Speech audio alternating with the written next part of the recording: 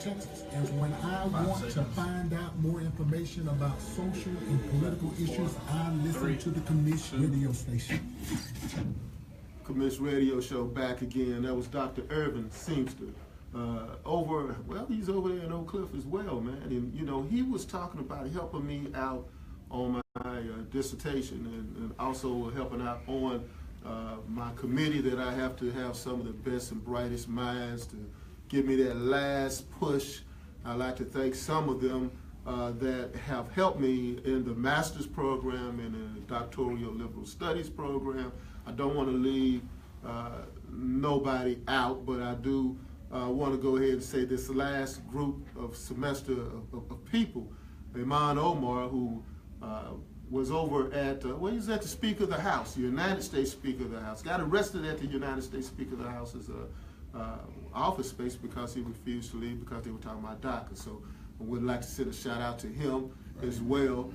He's doing a great job. The imam is doing a great job. That's my imam, you know. And also would like to send a hello to Dr. Candace Bledsoe, who was right here in the studio here, right here the last couple of weeks, last month I believe. Global Feminism, that was my last 2 courses that I took. And I've written a lot of history of political science. Dr. Dennis Simon, the late Dr. Dennis Simon, who also signed on for me to enter into the doctoral liberal studies, and Dr. Marvin Delaney from UTA. No words can properly describe him, as he's internationally known as a historian. And I don't want to leave anyone out. I'd be listing my complete college transcript. So my apologies for not having the time to announce everyone, because we have the president here. I'm sorry, the president of the Mesquite NAACP. Right. Yeah, Mr. Henry Brown. How Yes, you sir. doing? You doing all right? Nice to be here, sir. Good to see you, and Yes. Jose as well. I appreciate you brothers for coming on the show. We're talking about justice. Justice rises in the East because that's where Mesquite is. I believe that Mesquite is where Texas begins and where the South ends.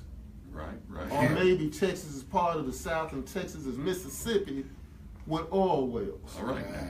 And that was what I said initially. Oh, y'all ready? True. Yes, sir. Texas is Mississippi with oil wells. And that was my first piece that I did on Inside Texas Politics about 4 years ago. And I thought, man, I said, man, they're going to invite me to come on Inside Texas Politics. Told my wife, I said, they're going to tell me to come on down there. I said, I'm going to go down there. I'm going to say some of the stuff that I know is going to get me kicked off the air, and they'll never invite me back again. But you're going to say it. But I'm going to say it. I said, this is my time. This is my time. I was like Martin, and they said, let me do my thing. Yeah. Joseph seen everything, let me do my thing. So I went out there, did my thing, and I said, Texas and Mississippi with oil wells. You know, the smell of racism and magnolia trees can go a long way. So, you know, that's what I said. And guess what they said? They said, come back again. And they said, they just said, come back again and again and again. So you'll see me again at 9 on 8 tomorrow morning. I already filmed it. We do that on Wednesday, as you know. But, you know, set your DVRs. I know some pastors say, brother, I don't see you. You know, because I'm in church. I said, yeah, I understand that, Pastor. But you got the internet. There you go. So go ahead and Google it, you know. Go ahead and do that. And check it out, you know, DVR. I mean, I know you got the big screen TV. I've seen it. You know, got the big screen TV hanging on the wall. I still got the little 5-inch black and white, but I get that. But, you know, hey, you got that going on. So go ahead and tune in tomorrow again, 9 on 8. I will be talking about Confederate statues. That's what I'll be talking about. And I'll be talking about how the activist community in the Dallas-Fort Worth area basically, they said, I don't care about that. They was like, what's your man's name? I know you like him, Kanye West? Kanye West. No. No. But my other man won the Pulitzer Prize, you know. Kendrick Lamar. The activist community, you know, said about the Confederate statues, they said, damn, Yeah. We don't care about them Confederate statues, and damn, we ain't gonna do nothing about them either. See? But, you know, we all rest upon the shoulders of someone else, and if this younger generation can't do anything else other than saying we're not concerned, then we'll all be damned. Right. Hello. Young and old both, we'll all be damned. That's right. So, you know, we got to do more than that. But before we be damned, you know, we need people stepping up, and you stepped up. Right, right. You stepped up. You got the Mesquite NAACP. Tell us about you and the NAACP. My name is Henry Brown. I've been a resident in the state of Texas for about 30 years. You mentioned Mississippi a second ago, so I guess, you know, I'm a part Mississippi man and a part Texas man now. You from Mississippi? Yes, sir. I hit home, didn't That's right. You get home, and I was just sitting here wondering. Did somebody tell him? I didn't know. Yeah. You know, but anyway, I really feel that somehow we have found a sweet spot underneath of this Confederacy. You know, we talk about the Confederate statues, and we talk about where we are as a community in relation to it, and you have some people that are not really, they're not really outraged at the Confederacy, and they're not really trying to do anything to try to eradicate some of these statues and some of these perspectives that people have traditionally held over our heads, you know, whether in Mississippi or here in the state of Texas.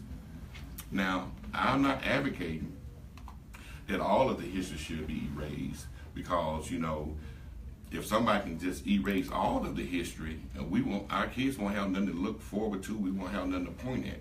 So in a way, you know, speaking of the statues and the Confederacy and stuff, we kind of, you know, it's a part of the American history. And, you know, my suggestion is, you know, just, you know, if we can somehow, you know, add some of our greats to, you know, the discussion, you know, where we can show a more balanced form of history opposed to just what happened to us. But, you know, we need to be able to add some of our greats to this discussion as well. Yeah, to your point, that's one of the things that I have been urging, you know, and what I believe right now, and I don't want to say what I'm going to say tomorrow. That's odd. I don't want to say what I'm going to say tomorrow. But what I have said before in the past is that Dallas had no intention upon destroying those statues or doing anything with those statues in the very beginning. But what we need to do is force the city of Dallas and Dallas County, where Mesquite is at, to go ahead and put up monuments or plaques to things in places where civil rights atrocities had happened, and to people who have contributed to it. A good example, and I believe your area is Box Springs. Dallas has said that they were a human rights city. Now, for the amount of police shootings that have occurred in Dallas County, if this was any other country in the world, the United Nations would condemn it. That's right. But we don't even condemn it. You know, we don't even condemn it. The police, and I'm wearing this, and people saying, "What is he? He's too. It's odd. I don't have my tie on today." And this ribbon right here was given to me by the chief of police of Dallas. Right. I was on a search committee to help her be here. So anyway, this whole thing here is there's been over 30 police shootings that have occurred in Dallas, but not one person has been convicted of that. Not since Darrell Kane was convicted of killing Santos Rodriguez back in 1973. Right. Exactly. But we need to bring attention to that. Yeah. And we need to bring attention to the other things that happen as well. Exactly. To add to what you're saying, that is one reason why the NAACP came to exist in our East. Keep in mind, out in the eastern region of the city of Dallas, you know, we have Mesquite, Box Springs, and Sunnyvale. And one of those instances that you just spoke of took place in the city of Box Springs, where we had the young student, 15-year-old by the name of Edwards, what's his first Jordan. name? Jordan Edwards. Yeah. You know, he was shot leaving a party. Right. And just recently in the news, they talked about ramifications around the court hearing, where they said they're gonna postpone the hearing just a little longer because somebody, I think on prosecution, they was not prosecution on the defense side. They sustained some kind of injury, back injury. So here we are again, having to wait for justice to be served. And one reason we came into existence is to create an avenue for our community to have a voice, because out east we haven't had a voice. For some reason, our struggle has eluded most of our politicians, and nobody really cared about our east. So we said, not only are we gonna have a voice, we're gonna put our black footprint in the sand in Box Springs, Sunnyvale, and Mesquite to let people know that African Americans are in this community, and we want justice in this community, and we want to be able to enjoy freedom in this community like everybody else have done historically in these cities that we're talking about. Yeah, you're right. And Jordan Edwards, Box Spring, the whitest city in North Texas. Yes. And I know you people saying the whitest city in North Texas is White Settlement. No, right here. It's no joke. That's right. White Settlement, no, I ain't telling a joke. The whitest city in North Texas. Wait a minute, hold on. No, you're wrong. It's not Greenville, Texas. They had this sign saying the darkest land, the whitest people. Yeah. They took that sign down a long time ago. That's right. Because obviously a lot more black people moved Surely. there. They couldn't put that sign up. But the whitest city in North Texas is Sunnyvale, Texas. Okay. Sunnyvale, Texas. You're right, and we have done research on that. Okay, and, you got some more? I mean, I love it when people try. Yeah, that's good. No. I'm finna get in the same vein with you. Yeah, I agree with you. No, 100%. I like this. That's And your the iron thing is, sharpens iron. Sunnyvale is an extremely rich city. It's not a city, by the way. I was corrected by that. It's a town. Thank you. It's a town. Thank you. And they get offended when you call Because Sunnyvale. it's a Exactly. city because you have to have so many people Yeah. to be a city. So it's a town, the whitest town. So- yeah, so when you look at- I'm glad you said it because someone will correct me and they say, "Oh, you think you're a doctor and everything." Yeah. Okay, I we ain't even understand. gonna listen to him no more. Go ahead. Yeah, they're a city, they're a town. See, there you go. Yeah, I'm sitting too close to you. But anyway, their town consists of 3,480 residents. African Americans in that town are at 6.2%, Hispanic 11.3%, and whites at 52.5%. So you can see that the numbers are kind of staggered in that town in terms of blacks and Hispanics. You know, and that kind of play over into how they go by selecting and electing townspeople, you know, to sit around their council and stuff too. So what we're doing, we're advocating for greater representation. And I know there are other people, like in Dallas County, I spoke to Commissioner Price about this several times, and he got some kind of deal going on where I feel that it's going to be very beneficial to our struggle, you know, with Sunnyvale right now. So it's something like a impasse, you know, between politics and Sunnyvale and politics and you know, and Commissioner Price. So we appreciate him for that. He's working on the inside while we're working on the outside, lifting up our voice and saying, hey, we need more representation. I understand they have a African American interim town manager now. Already in Sunnyvale? Yeah. Wow. And be honest I with bet you. you don't stay there after night. Come on now. I gotta get out before nightfall.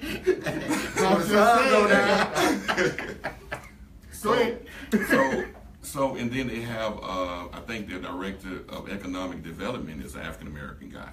So you have like these two people having some voice about how Sunnyvale does their business. Now, on the contrary to that, you got the city of Mesquite. Okay, break it down. City of Mesquite. Now I remember you moved here what year? I moved here in '85. 85, because I remember back in 80, you know, as far as it goes with me when I graduated high school, it was like, well, you go to Mesquite and you need to get back to Oak Cliff, before it starts. Yeah. Not like, you know, you ain't like you're gonna be scared, so they're gonna beat you up. And it's like, okay, you know, you really gonna have to Drive in one you lane. know, you're gonna have to watch out. Yeah. So you know, I just want to know. So it's like you go there, you go to town east in the mall and hurry up and get on. Yeah. You know, so what you got? Is But it the- improved since then? Demographics Okay, are I'm out there May what 12? May the 12th. Okay, Exactly. am I gonna be all right? I know I'm gonna be. Well, you're gonna be in good company, sir. Okay, yeah, all right. I want to make sure. Yeah. You're Yeah. gonna be in good company. Right. We have all the revolutionaries coming Yeah. into. Okay. Paul and Silas. Yeah, Paul and Silas, we're gonna make sure you're okay. Right. But we have other revolutionaries, other great You gonna have a minds, black great NRA personalities. there? Well, I mean, the NRA is in town. I know. Because I know, you know, I've been around black people all my life. It They'll seems get like shot, if there's one group is going to be something that's going to be black. Right, Yeah. right, So, right. you know, so I'm like looking, you know, this is my deal here. Let me just say this. The NRA is in town right now. Right. We don't have a gun policy. I seen wait a minute, we did have a gun policy yesterday. They told the NRA, leave your guns in your car. Yeah. When the president's speaking, you know, just leave them in your car. You know, leave them in your car. Because I know y'all packing, leave them in the car. But I'm just saying, they're here for 5 days. And the city's going to get a lot of money. But if that was a black NRA, would the city welcome them the same way? Nope. Wow. Nope. That's a good question. And Okay, that, that's fine. and that take us to our next, you know, speaking of black NRA, I don't know whether such things as black NRA. No, that's none. But what I am saying though, They don't allow Negroes to carry guns. yeah, even with Now when guns, it's okay. sometimes you find yourself. Because being if the victimized. NRA was real about what they was talking about, Philandro Castile, who had a legal right to carry a There gun, you go.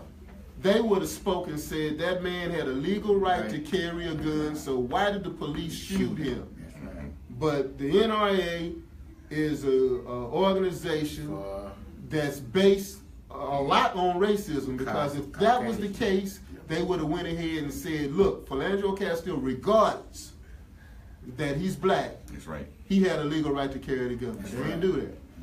Oh, I should have said I could have used that next week. Yeah, well, you I know, should've said you know, ain't no greens that been reheated or no cabbage. I try not No to, chicken. but I do the We on just- May 12th. That's what you got to do sometimes. But Mesquite, you know, Mesquite is a city. You know, we have about 147,000 folks out there. But in the history of Mesquite, it's something that When Martin Luther King died, they had these things called 8 tracks. right. And we had already went past 8 tracks there. No one's getting our music like that. There's no excuse. And there's no excuse for that. Right. 15, so NAACP? NAACP's front and center. We met with some of the African American pastors that was in the area, along with some of the city officials, and you know, it was a pretty interesting meeting. But at the end, that was that bad, huh? yeah, it was kind of. I mean, you know, the reason I said it was bad, Dr. Gray, because you know, I understand, you know, city restrictions and limitations, but they imposed so much on us as a group that was trying to celebrate, and then almost took all of the Fun away. all of the fun. They told us we can't march the streets, so we was like, okay. So they told us we can use the culture center, you know, and everything was limited and monitored. You know, they even went as far as telling us who they want and who they don't want there. Oh, wait a minute, hold on, sir. This is Mississippi, right? You know, that little town you were talking about? Oh, in okay. relation to Mississippi. Right, yeah, The because city of Mesquite. you know, that's Mesquite. So let me see if I got this right. Martin Luther King was known for marching, Right. Yes. okay? And you want to do a Martin Luther King march to commemorate his life because he was known for marching Right. and nonviolence. Okay, and they said, no, you can't do that. No, they said that we didn't have enough time to put this together, and you know, we don't know whether we have the right type of police is in place. I mean, the right type of security in place, and you know, the whole shenanigans that goes along with a march. So they say, now who you going to invite? So they had a list of people who you working with? Well, you know, when we was brainstorming about the event and trying to put it together, you know, we was trying to choose who we wanted the keynote speaker to be, and there was some opposition to some of the people that most African American brought up to say, hey, we would like this person to speak, and we would like that person to speak, and they would like shooting it down, you know. But you know what? Let me tell you, the NAACP, we kind of came to birth as a result of that. We said to ourselves, you know, me and some of the brothers that was just brainstorming about it, we said, listen, we're going to take this thing over. We're going to give them what they want this year, but next year, that will be a part of the NAACP. Well, I will help you. Yeah. And we're going to hit these streets. We're May 12th. going to have schools behind us. We're going to have kids behind us. We're going to do that now. We're going to do the same thing that Dallas has done, that Arlington has done, and other progressive cities have done. So that's another great thing about the NAACP. We're going to advocate, and that's what we're doing, is advocating for our voice to be heard and our that's the same great thing leaders to be respected. That pretty much is what happened all across North Texas. They did the same thing in Arlington. Right. They did the same thing there back in the 1980s. They did the same exact thing now. That parade is now well known. And the reason why it becomes well known is because when businesses begin to commercialize it, and America begins to commercialize it, then you have a different flow on it. And then the parade begins to take on a new look, Right. in which people then, like Governor Abbott, will come and he has no kind of connection with the black community and Right. dealing anything with the black community, will come and try to use that and capitalize on it. And that's what you end up happening. That happened in Arlington this past MLK, but they've been around. Yeah. But you guys try to get around, you know, and this is what ends up happening. But they said, no, you can't have that one, you can't have that one, you can't have that one. And Dr. Gray, what I think was going on in this situation, see, that's what's been happening all the time. And once they get something, say, well, hey, you know, the people would back away. But now, we didn't just start this NAACP brand just to get a tile, a name, a tile, anything. We got this here to stop racial discrimination, and we're gonna try to do it the best we can for it to be nonviolent. Okay. And, you know, just like Dr. King said way back, he said, hate can't drive out hate. You know, only love can. You know, and it's just too much going on in 2018 for a black man to feel, you know, like he don't have no type of protection, you know, in America. But we don't. We don't. But you know, you shouldn't feel that way, and No. that's the reason why Yeah. we have organizations such as the NAACP. Right. And I'm very proud of the work that you brothers are doing, because the NAACP, and this is the important part about the NAACP, that a lot of people don't realize is that it was considered an outlaw organization in the state of Texas. It was considered an outlaw organization in the state of Texas. That anyone that was a member of the NAACP could lose their jobs.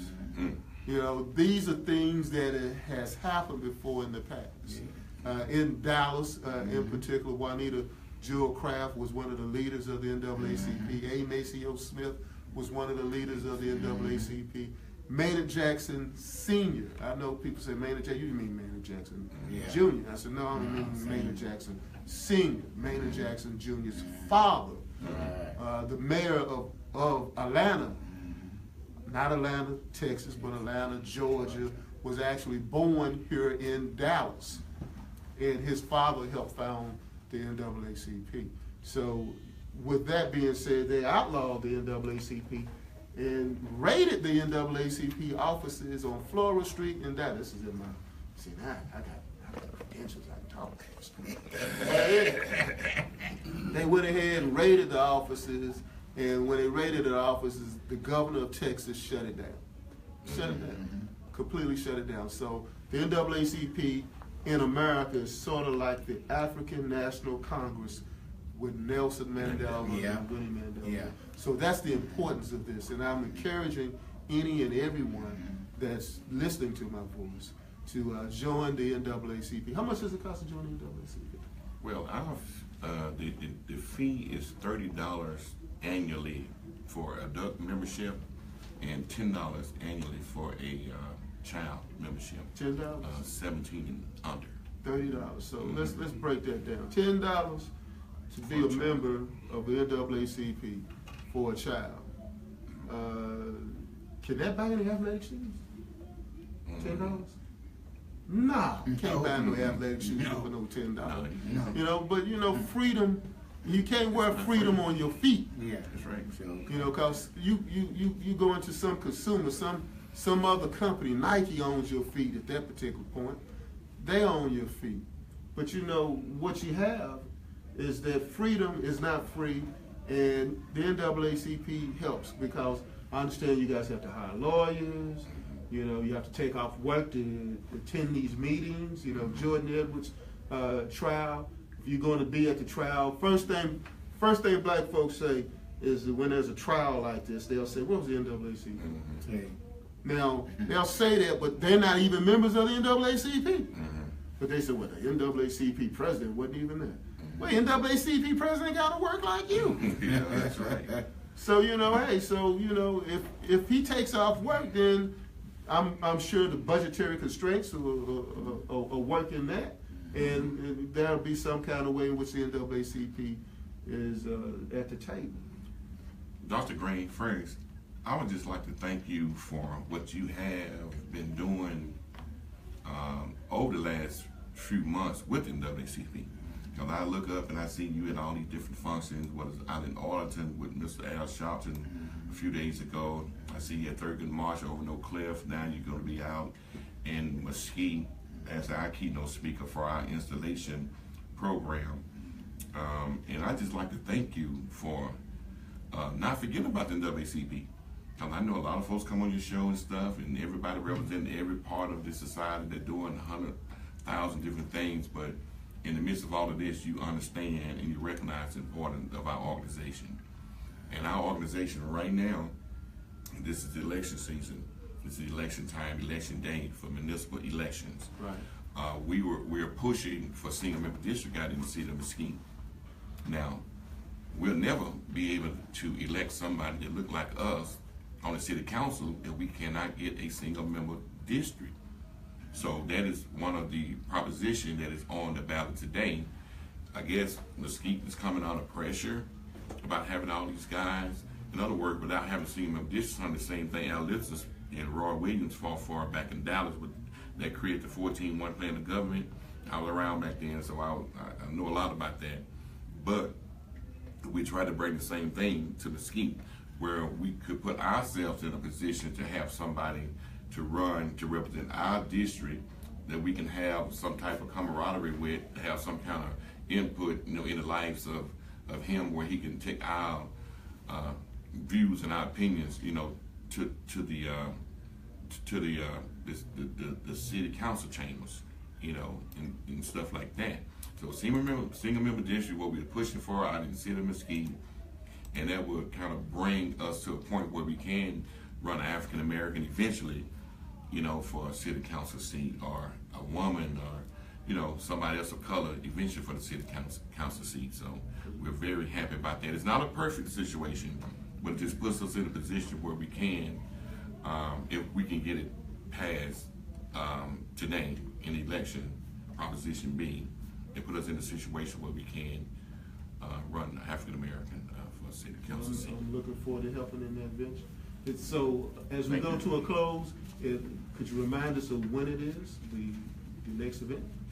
Well, our next event is going to be May the 12th. May the 12th. It's going to be May the 12th out in the city of Mesquite. It's going to be at the Gathering Corner Theater at 214 East Davis Street.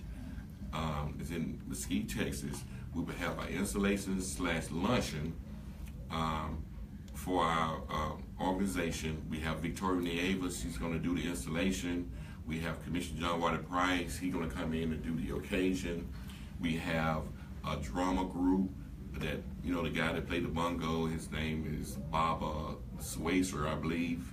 He's going to do a rendition of African dance along with the bongos, and we have a rap group by the name of God is in God's Control, God Nation, I mean.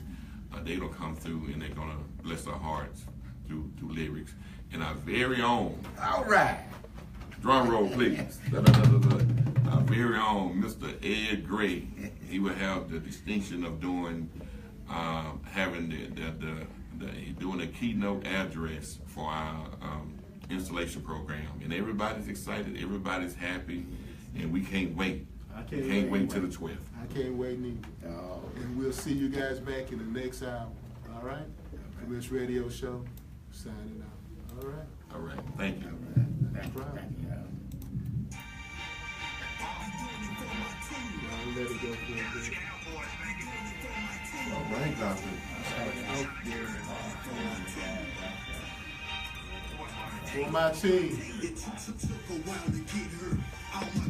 All right.